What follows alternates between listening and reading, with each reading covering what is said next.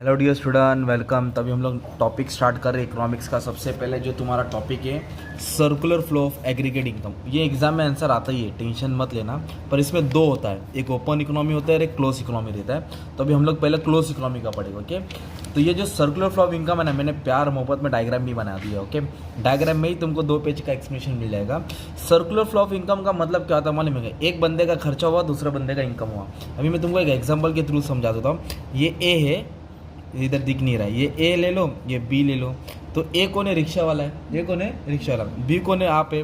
तो आप रिक्शा में बैठे, रिक्शा वाले ने आपको ड्रॉप किया आपके डेस्टिनेशन में। तो आपका क्या हो गया? खर्चा हो गया ना, 50 रुपये मीटर हो गया। रिक्शा वाले का इनकम हो गया।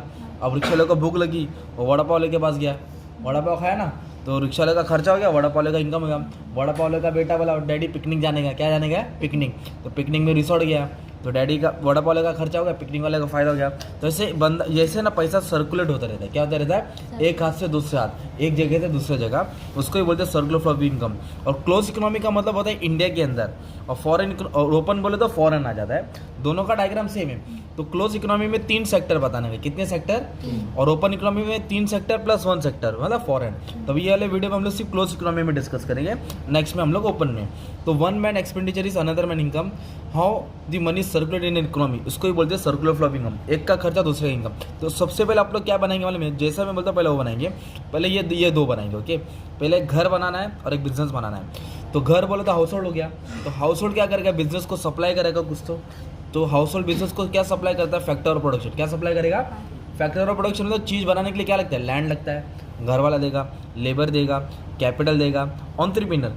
तो हाउस होल्ड क्या प्रोवाइड कर रहा है? फैक्टर और प्रोडक्शन। क्यों दे रहा है? To produce goods and service. क्या क्या के लिए दे रहा है? To produce goods and service. Okay, तो बिजनेस फंड क्या करेगा? इसको यूटिलाइज करेगा, ये फैक्टर्स को, और यूटिलाइज करके क्या करेगा? गुड्स एंड सर्विस को बना के बेचेगा, गुड्स एंड सर्विस बना के बेचेगा। तो जो लैंड दिया ना हाउस होल्ड ने, तो लैंड के मतलब बिजनेस फर्म क्या देगा? उसको रेंट देगा। क्या देगा? रेंट। जो लेबर गया उसको वेजेस मिलेगा। क्या मिलेगा? वेजेस। जो कैपिटल इन्वेस्ट किया उस पर इंटरेस्ट मिलेगा। जो एंटरप्रेन्योर है उसको क्या मिलेगा? प्रॉफिट मिलेगा। तो हाउस होल्ड क्या सप्लाई करता है? फैक्टर और प्रोडक्शन। और बिजनेस फर्म रिटर्न क्या पे करेगा? Factor of payment. क्या पे करेगा? ये हो गया 1 सेक्टर। क्या हो गया? अभी 2 सेक्टर में कौन आता है? बीच में फाइनेंशियल इंस्टीट्यूशन आता है। कौन आता है? फाइनेंशियल इंस्टीट्यूशन कौन है? जो पैसे से डील करता है, जो पैसे से खेलता है। बैंक्स हो गया, इंश्योरेंस कंपनी हो गया, स्टॉक मार्केट हो गया, कैपिटल मार्केट हो गया, मनी मार्केट हो गया, राइट है ना? पैसा। तो हाउस होल्ड क्या करता है? जो पैसा आया उसके बाद जो इनकम जनरेट हुआ, वो पैसा बैंक में क्या करेगा? इन्वेस्ट करेगा। क्या ना? तो इन्वेस्ट करेगा तो सेविंग होएगा, कैपिटल फॉर्मेशन होगा, इन्वेस्टमेंट होगा, राइट। मतलब एक तरफ से लोग अपना पैसा क्या करते हैं? बैंक में सेव करते हैं, फाइनेंशियल मार्केट में इन्वेस्ट करते हैं, सिक्योरिटीज में इन्वेस्ट करते हैं, बैंक में इन्वेस्ट करते हैं, सेविंग अकाउंट, करंट अकाउंट, तो उसको बोलेंगे सेविंग। क्या बोलेंगे? तो यही फाइनेंशियल इंस्टीट्यूशन बड़ी बड़ी इंडस्ट्री को क्या देगा? लोन देगा। क्या देगा? Short term, long term, issue of share capital का अरेंजमेंट करके देगा। तो हाउस होल्ड फाइनेंशियल इंस्टीट्यूशन में इन्वेस्ट करता है, वो इन्वेस्टमेंट जाके इन्वेस्टमेंट बढ़ता है, राइट। ये हो गया 2 सेक्टर मॉडल। कितना हो गया? अब 3 सेक्टर में कौन आएगा? माई बाप आएगा। माई बाप बोले तो गवर्नमेंट। एक गवर्नमेंट ऊपर बनाओ, एक गवर्नमेंट नीचे बनाओ। तो गवर्नमेंट कौन है? जो रूल्स एंड रेगुलेशन बनाता है, जो एडमिनिस्ट्रेशन करता है, जो सोसाइटी को संभालता है। ओके, उसको बोलते हैं गवर्नमेंट। तो गवर्नमेंट क्या करता है मालूम है क्या? गवर्नमेंट दोनों से लेता है, इससे भी लेता है, इससे भी लेता है। तो इससे पैसा लेता है, टैक्स लेता है ना। तो गवर्नमेंट कलेक्शन रेवेन्यू, गवर्नमेंट क्या लेता है? टैक्स लेता है। गवर्नमेंट क्या करेगा? दोनों से पैसा लेता है। तो जो गवर्नमेंट के पास पैसा था उसको रेवेन्यू बोलते हैं। क्या बोलते हैं उसको? रेवेन्यू। तो जो हाउस होल्ड देता है ना, जो घर वाले पैसा देते हैं गवर्नमेंट, उसको डायरेक्ट टैक्स बोलते हैं। क्या बोलते हैं उसको?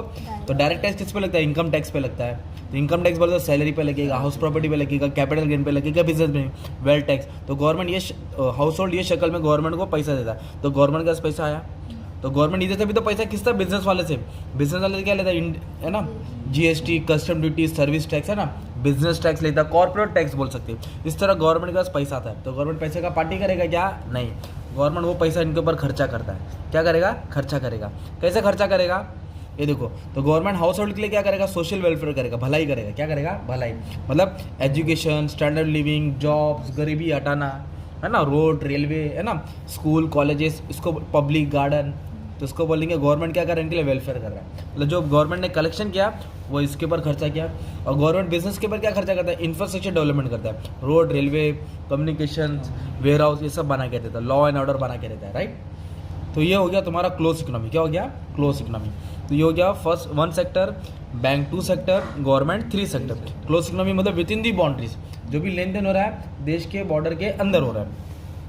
फिर ये चीज़ का पता नहीं, एग्रीगेट डिमांड क्या पता नहीं क्या, एग्रीगेट डिमांड का मतलब होता है टोटल डिमांड। जहाँ सी आता है कंजम्पशन, क्या होता है कंजम्पशन मतलब चीज़ खरीदना, इन्वेस्टमेंट क्या ना, जी government expenditure, export minus import, ये सब चीज़ को बोलते हैं एग्रीगेट डिमांड। और एएस बोलते हैं एग्रीगेट सप्लाई, नल्ला के टी मतलब नेचुरल रिसोर्स, कुदरत है ना भाई, पानी, लैंड, लेबर, कैपिटल, टेक्नोलॉजी, ये सब मिलके रिसोर्स लेन देन होता है, चीज़ बनता है, प्रोडक्शन होता है, चलते रहता है। तो इसको बोलते हैं सर्कुलर फ्लो ऑफ इनकम। क्या बोलते हैं, एक बंदे का खर्चा दूसरे बंदे का इनकम। तो आप लोग पहले डायग्राम बना देंगे, क्या बना देंगे, 4 लाइन मीनिंग देख लेंगे, 4 लाइन क्या लिखेंगे मीनिंग, फिर 6 लाइन समझाएंगे, 1 sector 6 line, 2 sector 6 line, 3 sector 6 line, है ना। लास्ट में कंक्लूजन करके बना देने का है, तो तुम्हारा 2.5 पेज में आंसर कवर हो जाएगा बस में। Okay, simple. Thank you very much and all the best for exam.